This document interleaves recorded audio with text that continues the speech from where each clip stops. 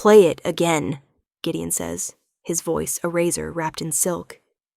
Rhiannon's chest tightens. She hasn't heard that tone in 5 years. Not since the night she supposedly died in the fire that consumed the western wing of the Blackmore compound. Not since she fled with nothing but the clothes on her back and the secret growing in her belly. My lord, perhaps we should... His advisor, a wiry vampire named Thaddeus, starts to speak. Again. Gideon doesn't raise his voice. He doesn't need to. The footage loops. The hooded figure approaches, sets down the basket, hesitates for just 3 seconds, her hand hovering over the blanket before she turns and disappears into the pre-dawn darkness. Rhiannon watches from the doorway of the security room, invisible in the shadows. She's gotten good at being invisible. 5 years of waitressing at a truck stop diner 2 states over will teach you that. 5 years of keeping her head down, of suppressing every instinct that once made her the perfect match for a vampire king. 5 years of loving a daughter who has her father's storm-gray eyes and her mother's gift for sensing lies. The baby in the basket is crying now on the screen. Even through the silent footage, Rhiannon remembers that cry. She nursed little Marin for 3 hours straight before she finally made the decision. Before she bundled her up in the only blanket that still smelled like Gideon, cedarwood and night-blooming jasmine and something darker, something that spoke of power older than human memory. She's hybrid, Gideon says, and Rhiannon's breath catches. The scent signature on the blanket? Human and vampire bloodline. Female. Approximately 6 months old. Impossible, Thaddeus breathes. You have no living heirs, my lord. Not since my wife died. Gideon's jaw works. Since Rhiannon burned. Except she didn't burn. She ran. The memory crashes over her like a wave. Gideon's younger brother Zacharias cornering her in the gallery, his hand crushing her throat against the wall, his voice dripping venom. You think you're worthy of him? You're nothing. Human trash he picked up at a charity gala because he was bored. When he realizes what a liability you are, he'll discard you. Or I'll do it for him. She'd fought back, had managed to knee him hard enough to break free. But then came the fire. Accelerant-fed, vicious, consuming the entire wing in minutes. Everyone assumed she'd been inside. Zacharias made sure the evidence supported that conclusion. Made sure her dental records were conveniently matched to remains that could have been anyone. She ran because she knew the truth. Zacharias had tried to kill her, and in a court of vampire politics where power meant everything, her word, human, fragile, unremarkable, would mean nothing against his. But then came the pregnancy test, the impossible positive result, the dawning horror and fierce, consuming love that hit her simultaneously. Vampire-human hybrids were myths, legends. They weren't supposed to exist. Yet Marin existed, perfect and impossible, and hers. Find the woman, Gideon says, rising from his chair. He's 6'4" of controlled lethality, dressed in a black suit that probably costs more than Rhiannon's annual salary. Pull traffic cameras from a 5-mile radius. Run facial recognition. I want her name, her location. Everything! My lord, if I may, what do you intend to do with the child? Gideon turns, and even in profile his face is devastating. Sharp cheekbones, strong nose, mouth that Rhiannon once knew better than her own. The child is under my protection. Anyone who questions this will answer to me personally. Understood? Yes, my lord. Rhiannon backs away from the doorway, her waitress shoes silent on the Persian runner. She shouldn't have come. Shouldn't have left Marin.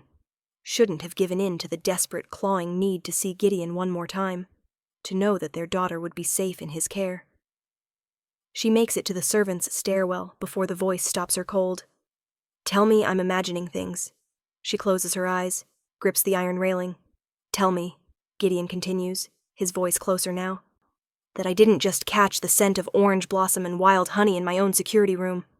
Tell me I'm going mad.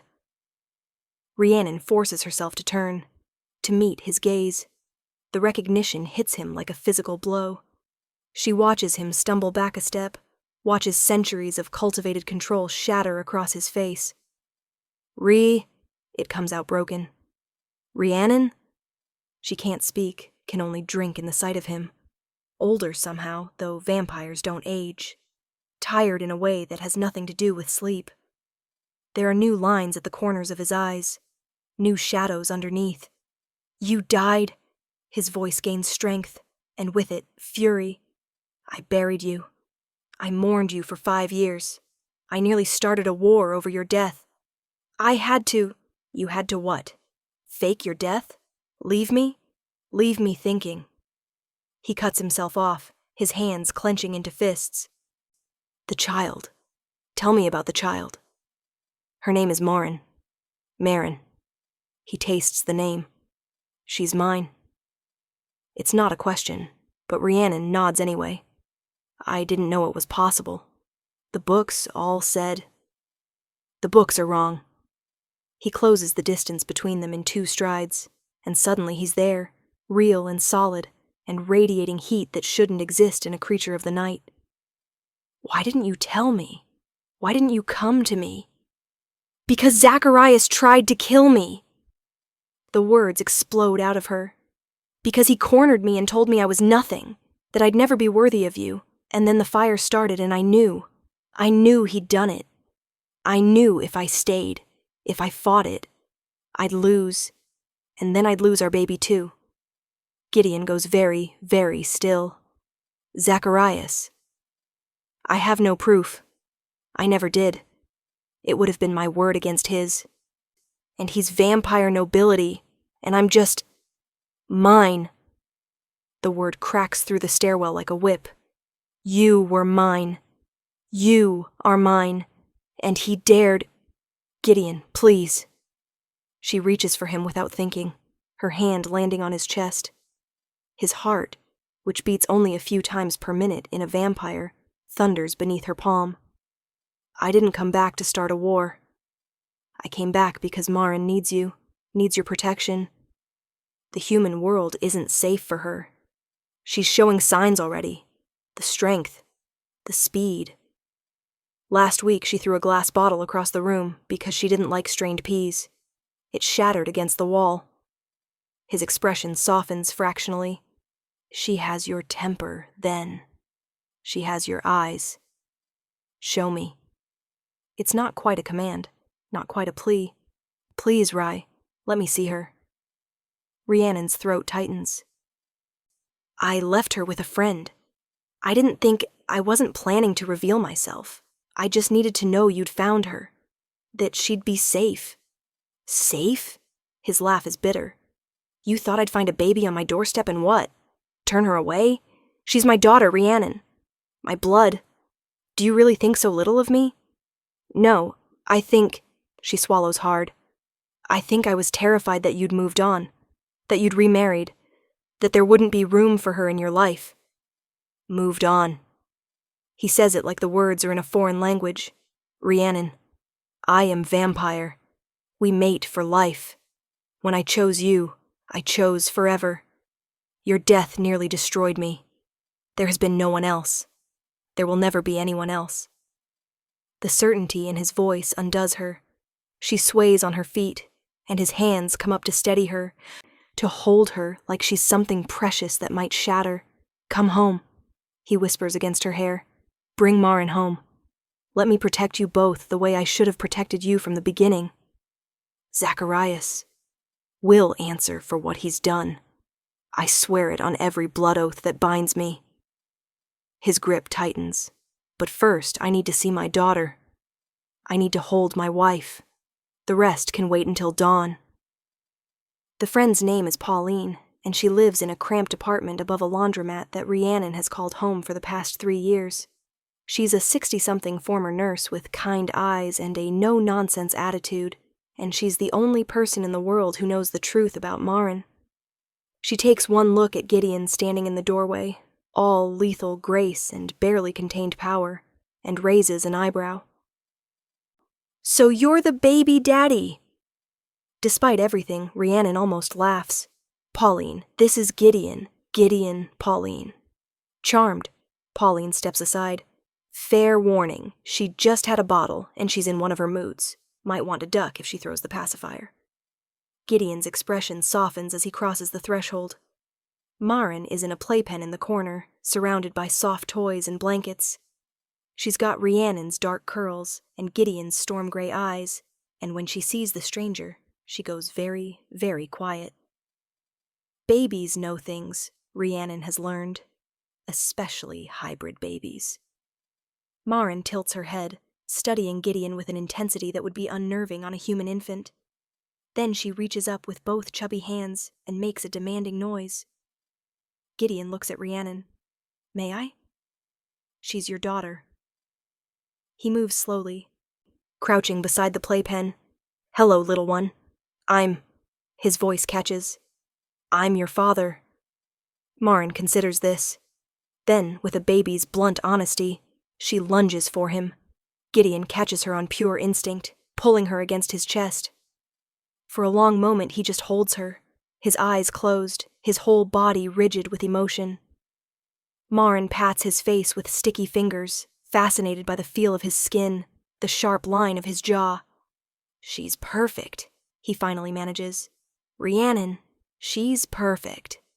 She's half vampire and half human, and has your appetite and my stubbornness, Rhiannon says, but her vision is blurring.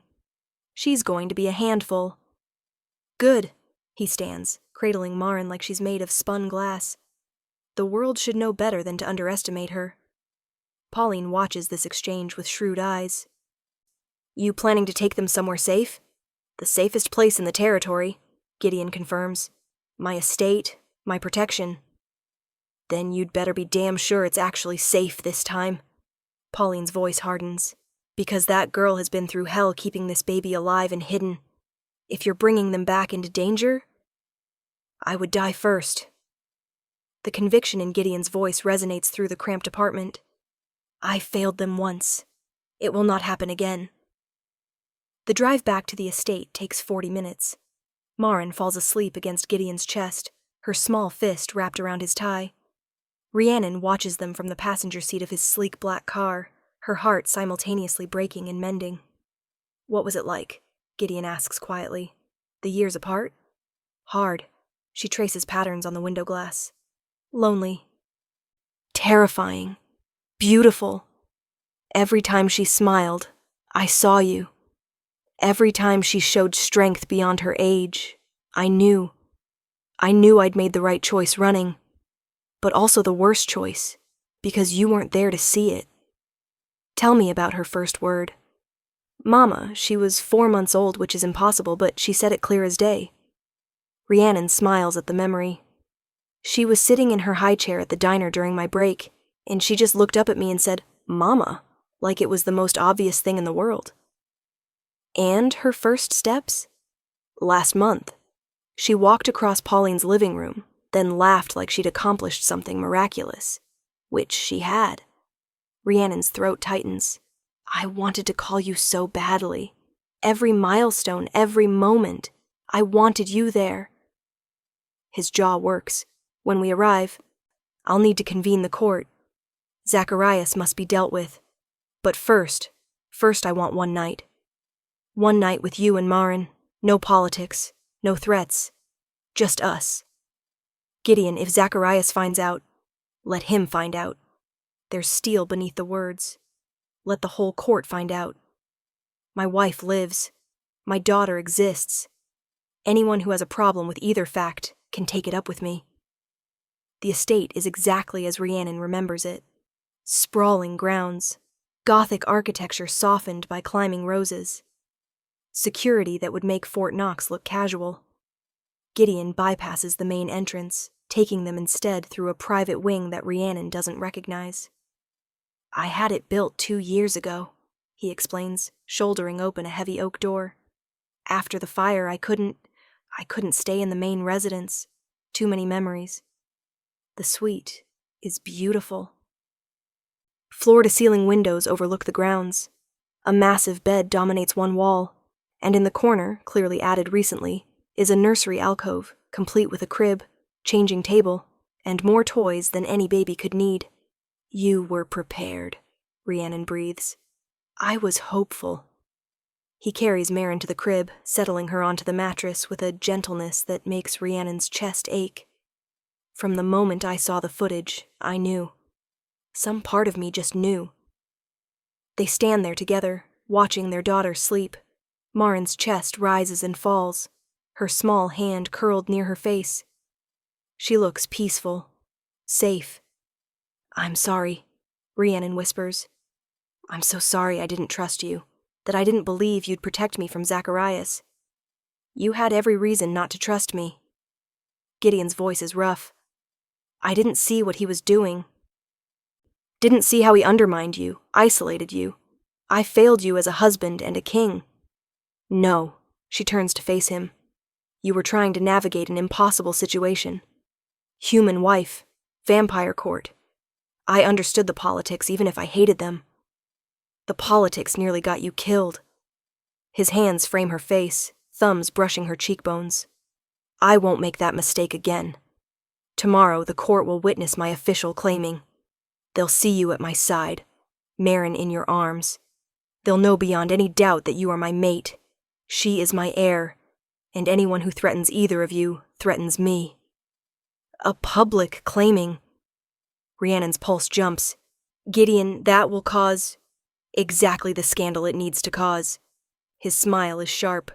Let them gossip. Let them rage. You are mine, Rhiannon Vale. It's time everyone remembered that. Dawn comes too quickly.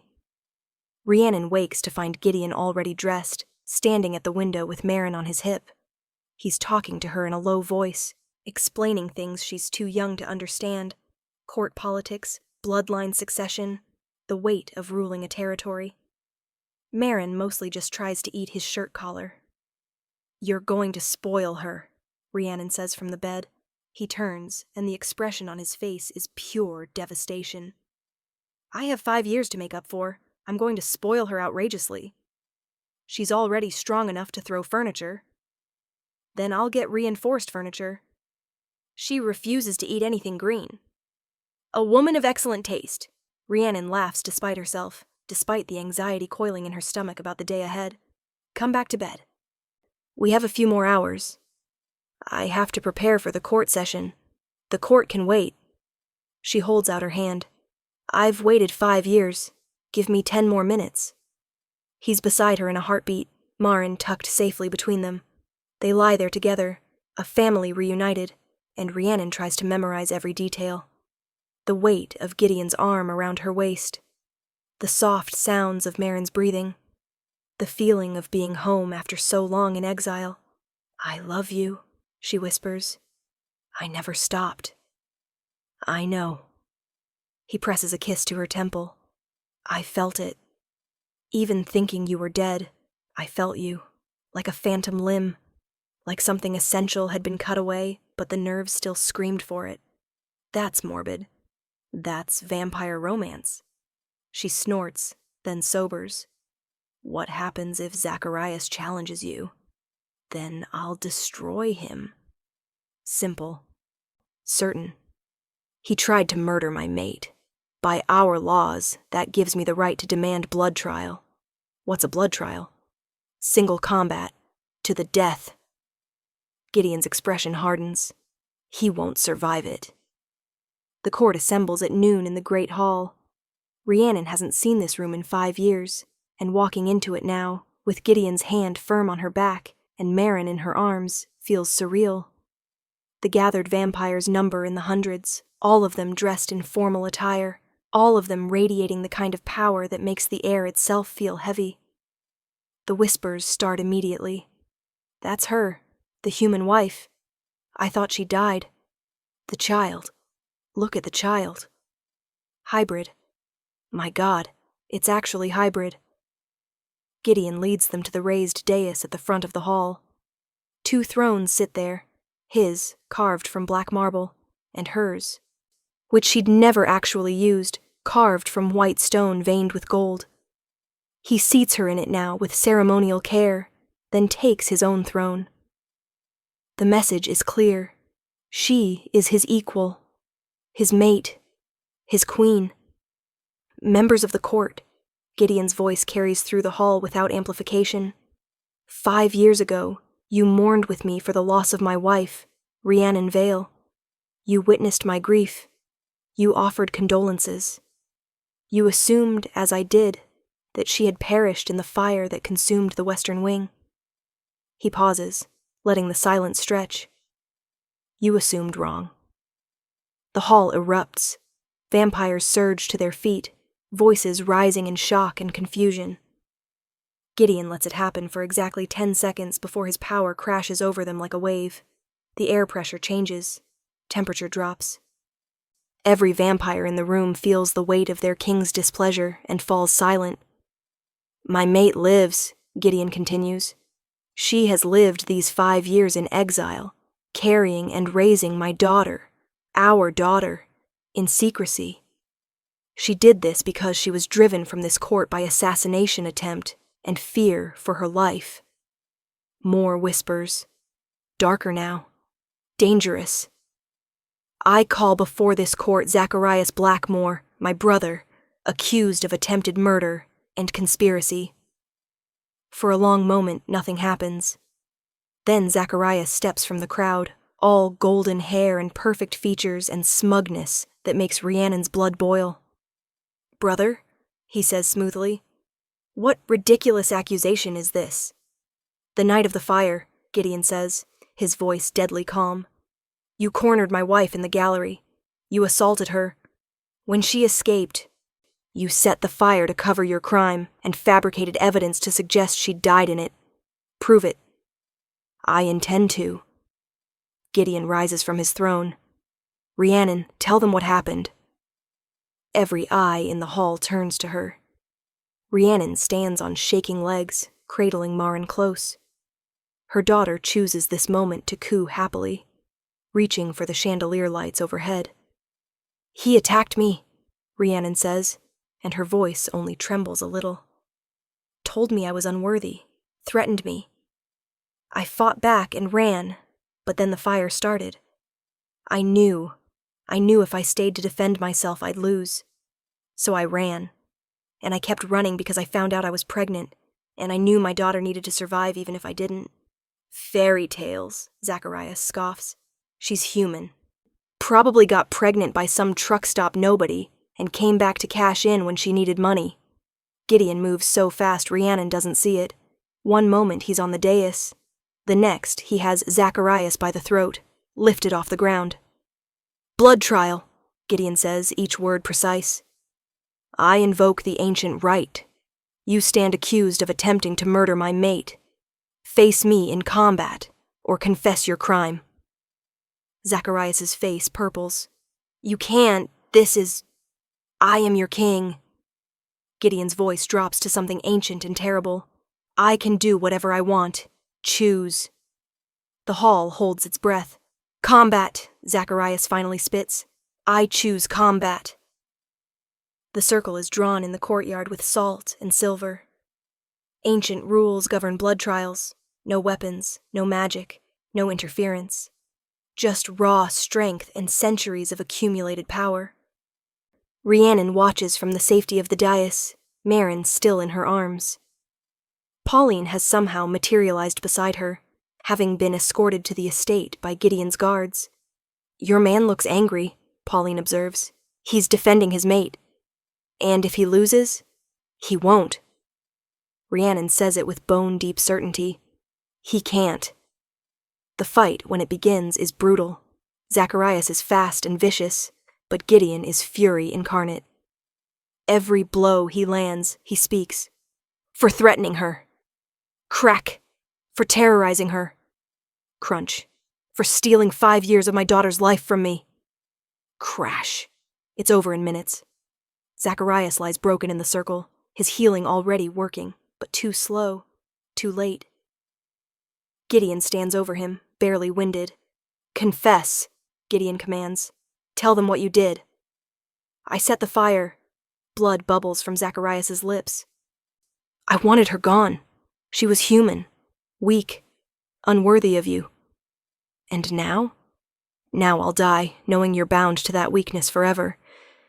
Gideon's hand moves almost gently, cupping his brother's face. No. Now you'll die knowing you failed. That she survived. That my daughter thrives. That I will spend eternity loving them both, and your name will be forgotten. The execution is quick. Merciful even. More than Zacharias deserves. When it's done, Gideon returns to the dais. He's spattered with blood, his suit ruined, but his eyes are clear. He takes Maren from Rhiannon's arms, holds her up for the entire court to see. This is Maren Blackmore, he announces, daughter of Gideon and Rhiannon, heir to the Eastern Territories. First hybrid born in 3,000 years. She is under my protection, as is her mother. Let the realm know, let every bloodline know, that they are mine. Anyone who threatens them threatens me. Anyone who questions their place in this court answers to me. Is that understood? The response is thunderous. Yes, my lord. Later, after the court has dispersed and the blood has been washed away, and Maren has been fed and put down for a nap, Rhiannon finds Gideon standing in what used to be their shared bedroom, the one they abandoned after the fire. I'm having it restored, he says without turning. The way it was, the way you loved it. We could make something new, Rhiannon suggests softly. Together. He turns then, and there are tears on his face. Actual tears. 5 years, Rye. 5 years I thought you were gone. I know. She crosses to him, frames his face with her hands. I know, and I'm sorry. And I promise you, I promise both of you, I'm never running again. Good. His kiss is desperate and tender, and 5 years of longing compressed into a single moment. Because I'm never letting you go again. From the nursery alcove, Maren makes a grumpy sound. They both laugh, breaking apart to check on their daughter. She's awake, her storm-gray eyes tracking them with that eerie awareness. When Gideon picks her up, she grabs his nose with surprising strength. She's definitely your daughter, Rhiannon says. She's ours. Gideon settles Maren between them on the bed, this makeshift family finally whole. And I'm going to spend every day for the rest of eternity making sure she knows she's loved, protected, and valued. Just like her mother. That's a long time. Not long enough. He kisses Rhiannon's forehead, then Maren's. Not nearly long enough. Outside, dawn approaches. Inside, 3 hearts beat in synchrony. 2 human fast, 1 vampire slow. The Eastern Territories have their king. The king has his family. And in a cramped apartment above a laundromat, Pauline packs up the last of Maren's toys and smiles to herself. Some fairy tales, she thinks, have teeth. The best ones always do. 3 weeks of peace is all they get. Rhiannon is in the garden with Maren when the first messenger arrives. It's a perfect afternoon, the kind where sunlight filters through the trees in golden columns, and the air smells like roses and earth. Maren is attempting to chase a butterfly, her chubby legs pumping with supernatural speed that makes Rhiannon's heart clench with equal parts pride and terror. Careful, sweetheart, she calls, but Maren just laughs, that bright baby giggle that makes everything else fade away. Then she feels it, the shift in atmosphere, the way the birds go silent. Gideon materializes beside her so quickly she gasps. Take Maren inside, now. What's happening? The Northern Territories. They're sending an envoy. His jaw is tight. It's about Maren. The envoy's name is Petra Volkov, and she's every inch the vampire aristocrat. Ice-blonde hair pulled back in a severe knot, cheekbones that could cut glass, eyes the color of frozen lakes. She sweeps into the great hall with an entourage of 6, all of them radiating the kind of power that makes Rhiannon's human instincts scream to run.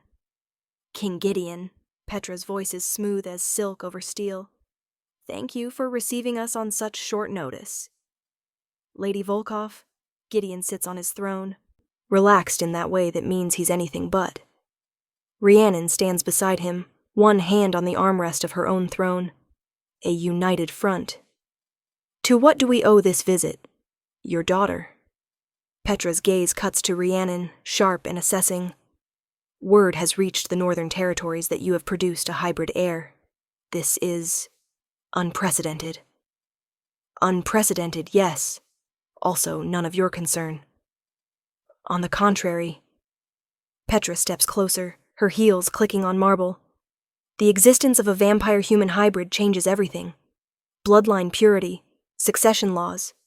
The entire framework of our society rests on the assumption that such unions are sterile. Clearly, Rhiannon says, surprising herself with how steady her voice sounds, your assumptions were wrong. Petra's smile doesn't reach her eyes. Indeed, which is why the Northern Council has voted to invoke the Treaty of Basel.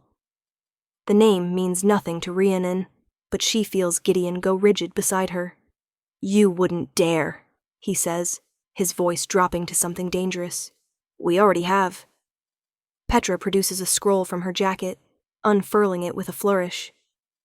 The treaty states that any child born with mixed bloodlines must be evaluated by a neutral council to determine their fitness for succession. If they're deemed stable and worthy, they may inherit. If not, what? Rhiannon cuts in, ice flooding her veins. Petra's gaze is pitiless. If not, they're placed in protective custody until they reach maturity. For their own safety and the safety of those around them. You want to take my daughter. Rhiannon's voice shakes now. You want to steal her from me. Not steal. Safeguard. Hybrids are unpredictable, Mrs. Blackmore. Their powers manifest erratically. They can be a danger to themselves and others. The council simply wants to ensure she's properly trained, properly controlled. She's 6 months old. Rhiannon surges to her feet. She's a baby. She's not dangerous. She's not out of control. She's perfect. The council will make that determination. Petra rolls up the scroll. The evaluation begins in 3 days. You have until then to prepare her for transport to the northern compound. No. Gideon's power rolls through the hall like thunder. Absolutely not. My daughter stays here, under my protection, where she belongs. Then you would violate a treaty that has stood for 2,000 years? Petra raises an eyebrow. That would be grounds for war, King Gideon. I'm sure you don't want that. The threat hangs in the air, heavy and suffocating. Get out, Gideon says quietly. Get out of my territory before I forget the laws of hospitality. Petra inclines her head. 3 days. We'll return with the full council. I suggest you spend that time saying goodbye. She turns on her heel, her entourage following like shadows. The moment they're gone, Rhiannon's knees give out. Gideon catches her, pulling her against his chest. They can't take her, she gasps. Gideon, they can't. They won't. His arms tighten around her.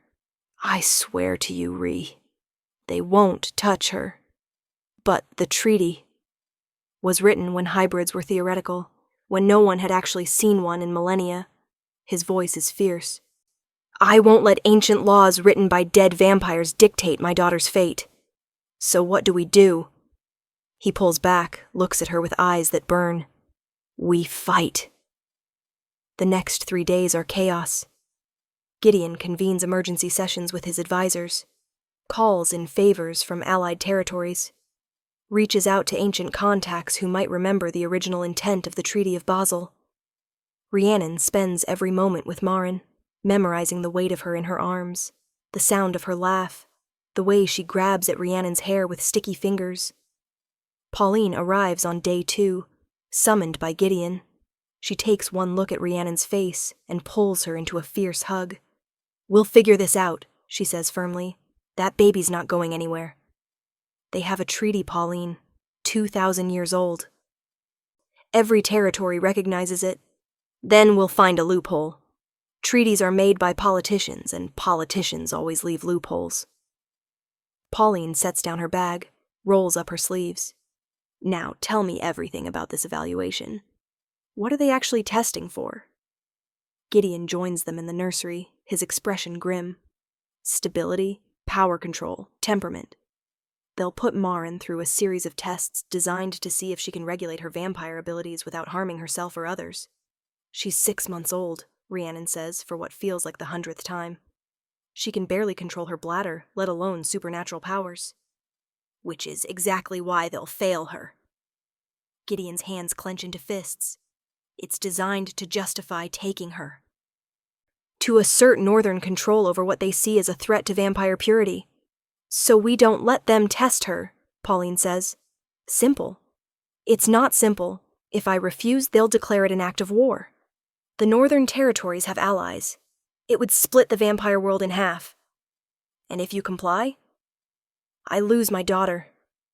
Gideon's voice cracks on the last word. They'll take her to their compound, raise her according to their laws, turn her into whatever they think a hybrid should be. I'll get visitation rights if I'm lucky. Rhiannon will get nothing. She's human. She has no legal standing in their eyes. The room falls silent, except for Marin's babbling as she plays with wooden blocks on the floor. She stacks one on top of another with precise, careful movements that betray her enhanced coordination. There has to be another way, Rhiannon whispers. Thaddeus appears in the doorway, slightly out of breath. My lord, I found something. In the original treaty documents. Gideon whirls. What? The Treaty of Basel includes a provision for challenge by demonstration. If the hybrid's parents can prove in a public forum that the child is stable and controlled, the council must accept the demonstration and withdraw their claim. What kind of demonstration? Rhiannon asks. Thaddeus hesitates. That's the problem. The treaty doesn't specify. It just says the demonstration must be sufficient to convince the assembled council that the hybrid poses no danger. That's impossibly vague, Gideon says. Yes, which means we have latitude to define it ourselves. Thaddeus's smile is grim. If we're clever. The plan comes together over the next 24 hours. It's risky, audacious, and might completely backfire. But it's the only shot they have. When Petra Volkov returns with the Northern Council, she finds the Great Hall transformed. The thrones have been moved aside. In the center of the room is a simple play area, soft mats, toys, cushions. And sitting in the middle of it all is Marin, happily gnawing on a teething ring. What is this? Petra demands. A demonstration. Gideon stands at the edge of the play area, Rhiannon beside him. You want to evaluate my daughter's stability? Her control? Watch. The council members, 7 of them, all ancient and powerful, exchange glances. This is highly irregular. The treaty allows for challenge by demonstration. I'm invoking that right. Gideon's voice rings through the hall. You want to see if Marin can control her abilities? If she's a danger? Let her show you herself. She's an infant, one council member protests. How can an infant demonstrate anything? Watch, Rhiannon repeats, and there's steel in her voice now. She walks into the play area, settles onto the mat beside Marin. Their daughter looks up, her gray eyes bright with recognition and love. Hi, baby girl. You want to play? Marin drops the teething ring and reaches for Rhiannon with both hands. The movement is fast, vampire fast, but when she makes contact, she's gentle. Her fingers curl around Rhiannon's hand with perfect pressure. Not too hard.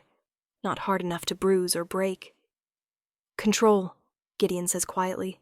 She knows her mother is human. She knows to be careful. He joins them on the mat, offering Marin a wooden block. She takes it, examines it, then tosses it away with a flick of her wrist. The block flies across the room, but it arcs carefully away from the gathered vampires, landing harmlessly against the far wall. Awareness, Gideon continues. She knows where the danger is. She's already learning to direct her strength. For the next 20 minutes, they play with Marin while the council watches. Every movement, every gesture reinforces the same message. This baby is not out of control. She's strong, yes, fast, yes, but she's learning, adapting. She's gentle with Rhiannon's human fragility. She's careful with the toys that could shatter. When she gets frustrated because a block won't stack the way she wants, she doesn't throw a tantrum or lash out. She just looks at Gideon with those solemn gray eyes until he shows her how to balance it properly. This proves nothing, Petra says, but her voice lacks conviction. Any child can be trained to perform for an audience. Then test her yourself, Rhiannon says. She stands, lifting Maren into her arms. Her heart is pounding so hard. She's sure the vampires can hear it, but she keeps her voice steady. You want to see if she's dangerous? Come here. Hold her. See for yourself. The challenge hangs in the air. Petra's eyes narrow. You would let me handle your child? I would let you see the truth.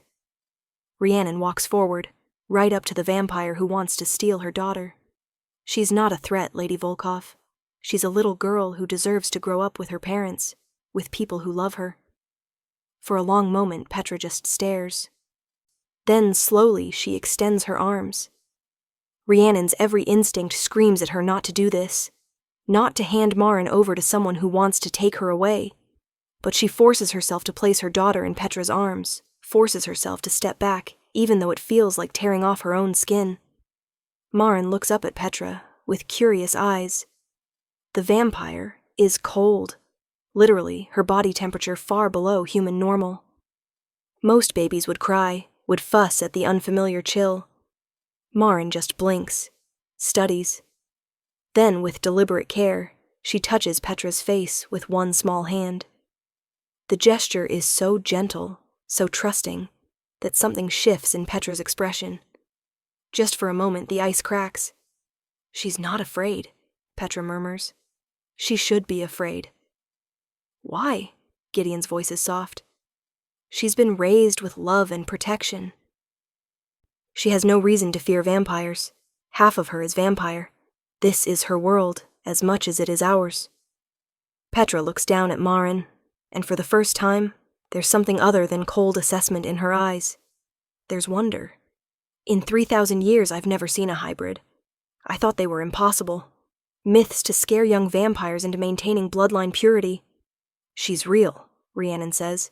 She's real, and she's ours, and she deserves the chance to grow up without being treated like an experiment. The other council members have moved closer, drawn by the tableau. One of them, an ancient vampire with kind eyes, speaks up. The treaty was written to protect our kind from unknown threats, but this child? He gestures to Maren, who is now trying to grab Petra's necklace. She's not a threat. She's a bridge. A bridge? Petra echoes. Between our world and theirs. Between what we were and what we might become. The ancient vampire smiles. The treaty was meant to protect us, yes, but it was also meant to allow for evolution, for change. If we take this child from her parents, if we raise her in isolation and fear, what message does that send? That we're so fragile, so rigid, that we can't adapt to something new. Petra's jaw works. Maren chooses that moment to laugh, a bright peal of delight as she finally catches the necklace. The sound echoes through the hall, pure and joyful, and utterly human in its innocence. The Northern Council, Petra says slowly, may have been hasty in our interpretation of the treaty. Hope flares in Rhiannon's chest, painful and desperate. This demonstration has shown that the child is capable of control, of awareness, of gentleness despite her enhanced abilities. Petra carefully disentangles her necklace from Maren's grip, then hands the baby back to Rhiannon. I will recommend to the council that no further action be taken, that Maren Blackmore be allowed to remain with her parents under their care and guidance. You'll recommend? Gideon's voice is sharp. Not decree? I am one voice among 7. Petra glances at her fellow council members. But I believe I speak for all of us when I say that this child has demonstrated sufficient stability to warrant trust in her parents' judgment. The other vampires nod, one by one. The ancient vampire with kind eyes inclines his head toward Rhiannon. Raise her well, human mother. Raise her to be a bridge, not a weapon. I will, Rhiannon manages, clutching Maren close. I promise. The Northern Council departs within the hour. Rhiannon watches from the window as their convoy disappears down the long drive, and only then does she let herself collapse into the nearest chair. Is it really over? She asks. Gideon kneels beside her, his hands covering hers where they cradle Maren. It's over. They won't challenge us again. How can you be sure? Because you did something impossible. His smile is fierce with pride. You made them see Maren not as a threat or a test subject, but as a child. You humanized her to creatures who've forgotten what it means to be vulnerable. I was terrified. I know. He kisses her forehead, then Maren's. You were magnificent. Pauline appears in the doorway, wiping tears from her eyes. That, she announces, was the bravest damn thing I've ever seen, and I once watched a woman give birth in the back of a taxi. Despite everything, Rhiannon laughs. It bubbles up from somewhere deep, cathartic and relieved, and tinged with hysteria. Maren, sensing her mother's emotion, giggles too, and then Gideon is laughing, and suddenly they're all just sitting there in a heap, laughing until they cry. I need a drink, Pauline declares. Several drinks. And then I need someone to explain to me how vampire politics work, because that was insane. Vampire politics, Thaddeus says from the doorway, are always insane. You get used to it. That night, after Pauline has been set up in a guest room and Maren has been fed and rocked to sleep, Rhiannon and Gideon finally have a moment alone. They stand in the nursery, watching their daughter sleep. What happens now? Rhiannon asks. The Northern Council might leave us alone, but what about the others? The Western Territories? The Southern Bloodlines? What if they all want to test her, to challenge her right to exist? Then we face them.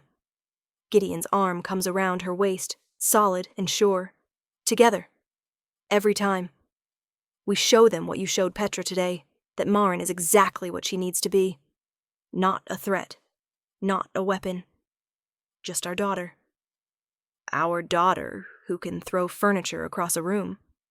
A family trait, apparently. His smile is soft in the darkness. My mother once threw a marble bust at my father during an argument. It went through 3 walls. That's terrifying, and oddly comforting at the same time. Welcome to vampire family dynamics. Rhiannon leans into him, letting his strength support her. I meant what I told the council. I want her to be a bridge between our worlds, between what vampires are and what they could be. She will be. Gideon's certainty is absolute. She already is. Look at what she's accomplished in 6 months. She's changed ancient treaty interpretations, challenged 1,000-year-old prejudices, brought her parents back from the dead. Technically, only I came back from the dead. I was dead inside. That counts. She turns to face him, rising on her toes to kiss him properly. He responds immediately, his hands framing her face with the same careful gentleness he uses with Maren. I love you, she whispers against his mouth. I love this life. I love our daughter. I love that we get to do this together. Even the terrifying vampire politics parts, especially those. Turns out I'm pretty good at standing up to ancient councils. You're fearless. His voice drops, reverent. You're absolutely fearless, and I'm in awe of you. I'm not fearless. I'm terrified constantly, but I'm a mother now. Fear doesn't get to win anymore. They stand there in the darkness, holding each other while their hybrid daughter sleeps peacefully in her crib. Outside, the Eastern Territories stretch into night. Tomorrow will bring new challenges, new threats, new councils who want to test and evaluate and judge. But tonight, they have this moment, this family, and it's everything. Maren stirs in her sleep, makes a small sound. Both parents turn to her immediately, but she settles again, her tiny fist curling near her face.